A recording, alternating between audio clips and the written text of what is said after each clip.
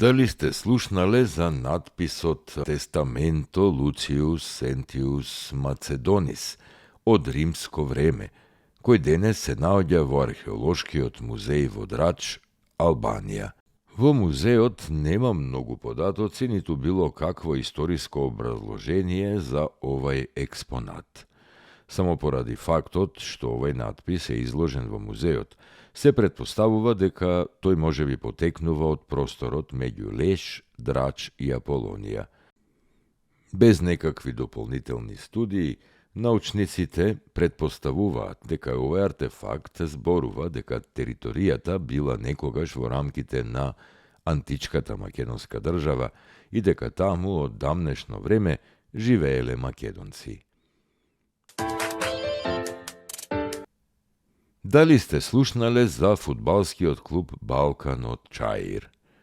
На 3 февруари 1921 година во Трпчева Мејана се одржало првото официјално основачко собрание на фудбалскиот клуб Балкан. Во оригиналните документи од Београдскиот лопташки савез тогаш стоело фудбалскиот клуб Балкан е прв регистриран клуб, како што пишувало, од Вардарска бановина. Дозволата е издадена на 30. мај 1921 година со потпис од тогашниот секретар на Лопташкиот савез на Југославија Коста Таушановиќ. Официјален датум кога почна да се испишува македонската фудбалска историја е 9. април 1909.